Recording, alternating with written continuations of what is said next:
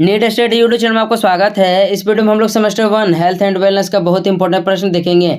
तो जो भी स्टूडेंट आज हेल्थ एंड वेलनेस का एग्जाम देने जा रहे हैं या आगे एग्जाम देंगे, आप इस प्रश्न को जल्दी से पढ़ लीजिए। इसके एग्जाम में आने की बहुत ही चांसेस है। प्रश्न हमारा है, शारीरिक शिक्षा की परिभाषा देते हुए इसके आवश्यकता या महत्व का वर्णन करें। तो चलते हम लोग जल्दी से इसका आंसर देखते हैं। तो सबसे पहले हम लोग लिखेंगे शारीरिक शिक्षा या फिजिकल एजुकेशन, यानी पहला हेडिंग हम लोग शारीरिक शिक्षा या फिजिकल एजुकेशन देंगे। इसमें हम लोग लिखेंगे शारीरिक शिक्षा, जिसे व्यायामशाला के नाम से भी जाना जाता है। आधुनिक शारीरिक शिक्षा के जनक फ्रेडरिक लुडविग जॉन को माना जाता है। 19वीं शताब्दी के दौरान इन्होंने जर्मनी में बच्चों के लिए पहला जिम्नास्टिक स्कूल स्थापित किया था, जिसको समझते हैं।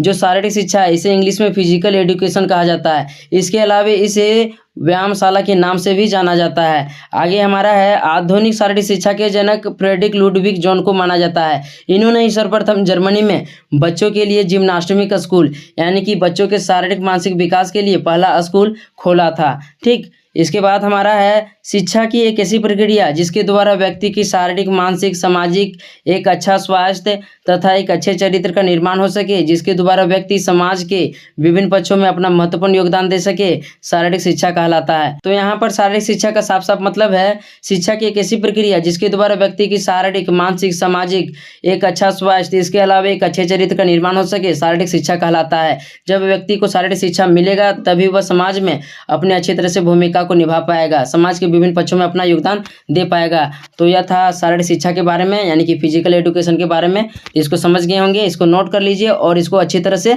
समझ लीजिए, तभी आप एग्जाम में लिख पाइएगा। ठीक है, तो एक बार इसको और देख लीजिए। नेक्स्ट देखते हैं हम लोग।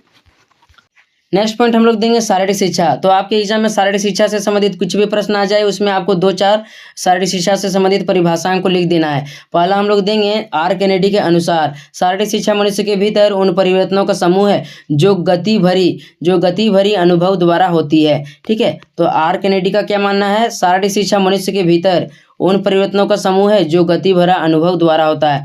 तो जो भी परिभाषाएं होती है विद्वानों का, ठीक है, उनकी परिभाषा को बदला नहीं जा सकता है, इसलिए आपको इसको याद करना पड़ेगा। तो इसको याद कर लीजिएगा। नेक्स्ट देखते हैं हम लोग। अगला परिभाषा है जेबी के अनुसार। इनके अनुसार शारीरिक शिक्षा संपूर्ण शिक्षा का एक भाग है जिसका संबंध मांसपेशियों की क्रियाओं के साथ है। आप इसको देख लीजिए। जेबीके का क्या मानना है, शारीरिक शिक्षा संपूर्ण शिक्षा का एक भाग है जिसका संबंध मांसपेशियों की क्रियाओं के साथ है। ठीक है, तीसरा हमारा ऋग्वेद के अनुसार। ऋग्वेद में कहा गया है कि शारीरिक शिक्षा से मनुष्य स्वयं विश्वासी एवं स्वार्थहीन बनता है। तो ऋग्वेद में उल्लेख मिलता है कि जो व्यक्ति शारीरिक शिक्षा प्राप्त करता है, इससे उस व्यक्ति में स्वयं में विश्वास करने की क्षमता उत्पन्न होती है। इसके अलावा वह व्यक्ति स्वार्थहीन होता है, यानी कि वह अपने स्वार्थ के बारे में ज़्यादा नहीं सोचता है, ऐसा विचार रखता है जिससे सभी का भला हो सके। ठीक है, सभी के स्वार्थ के बारे में वह सोचता है। तो यह ऋग्वेद के अनुसार था, इसको भी समझ गए होंगे। नेक्स्ट पॉइंट हम लोग देखते हैं। अगला पॉइंट हम लोग देंगे शारीरिक शिक्षा की आवश्यकता। तो इसको देखते हैं कि शारीरिक शिक्षा की क्या क्या आवश्यकता है। इसमें हम लोग लिखेंगे, शारीरिक मानसिक सामाजिक सांस्कृतिक तथा एक अच्छे स्वास्थ्य के निर्माण के लिए शारीरिक शिक्षा की बहुत आवश्यकता है। तो देखो, किसी भी व्यक्ति को स्वस्थ रहने के लिए, इसके अलावा व्यक्ति के शारीरिक मानसिक सामाजिक और उनके सांस्कृतिक विकास के लिए शारीरिक शिक्षा की बहुत बड़ी आवश्यकता होती है।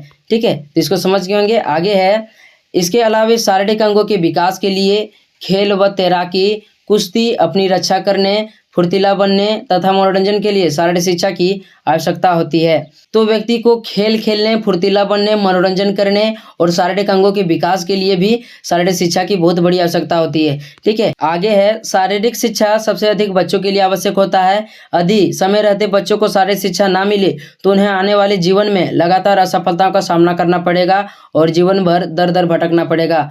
तो सबसे अधिक बच्चों को शारीरिक शिक्षा की आवश्यकता होती है। यदि समय रहते बच्चों को शारीरिक शिक्षा ना दिया जाए तो बहुत सारे बच्चे क्या होते हैं, कुपोषित हो जाते हैं, उनका ढंग से शारीरिक विकास भी नहीं हो पाता है। ठीक है, और आने वाले जो समय होते हैं उनको क्या होता है, बहुत सारी परेशानियों का सामना करना पड़ता है। तो आप शारीरिक शिक्षा की आवश्यकता को समझ गए होंगे। ठीक है, इन्हीं पॉइंटों को आपको एग्जाम में लिखना है। नेक्स्ट देखते हैं हम लोग। नेक्स्ट पॉइंट हम लोग देंगे शारीरिक शिक्षा के लाभ या महत्व। तो आपके एग्जाम में शारीरिक शिक्षा के लाभ पूछे या महत्व, दोनों का आंसर सेम होगा। किस प्रकार से आंसर आपको लिखना है यहाँ देख लीजिए। पहला पॉइंट आपको देना है, यह शरीर और मस्तिष्क को स्वस्थ और मजबूती बनाती है।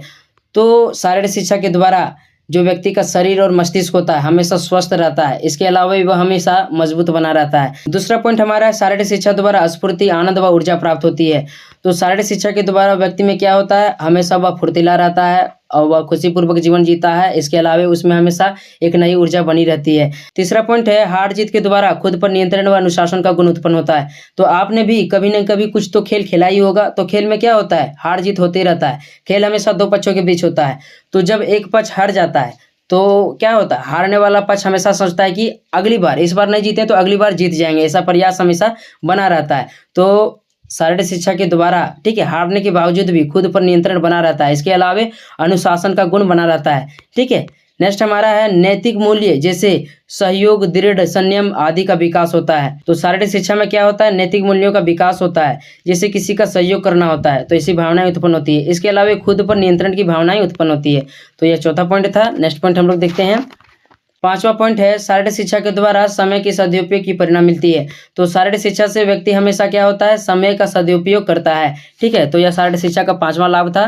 नेक्स्ट देखते हैं हम लोग छठा है, शारीरिक शिक्षा से व्यक्ति का मानसिक संतुलन बना रहता है। तो शारीरिक शिक्षा के द्वारा क्या होता है, चाहे व्यक्ति में किसी भी प्रकार की स्थिति आ जाए, ठीक है, उसका मानसिक संतुलन बना रहेगा, वह उन परिस्थितियों से घबराएगा नहीं। तो यह छठा पॉइंट था। नेक्स्ट पॉइंट हम लोग देखते हैं। सातवां पॉइंट है, शारीरिक शिक्षा डिप्रेशन या तनाव को दूर करने में सहायक होता है। तो आज के समय में सबसे बड़ी समस्या क्या है, डिप्रेशन या तनाव है। कोई भी व्यक्ति डिप्रेशन में आकर अपने जीवन को त्याग देता है, आत्महत्या कर लेता है। लेकिन शारीरिक शिक्षा के द्वारा डिप्रेशन या तनाव को दूर किया जा सकता है। ठीक है, तो शारीरिक शिक्षा डिप्रेशन या तनाव को दूर करने में सहायक होता है। ठीक, यह बहुत इंपॉर्टेंट पॉइंट था। आठवां हमारा है, शारीरिक शिक्षा के द्वारा व्यक्ति में हमेशा सकारात्मक विचार उत्पन्न होते हैं।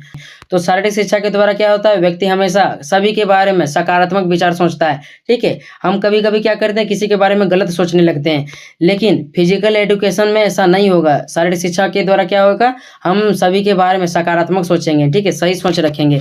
इसको समझ गए होंगे। नेक्स्ट पॉइंट हम लोग देखते हैं। अगला पॉइंट आपको निष्कर्ष लिखना, जो बहुत इंपॉर्टेंट है। ठीक है, तो देखते हैं हम लोग इसमें क्या लिखेंगे।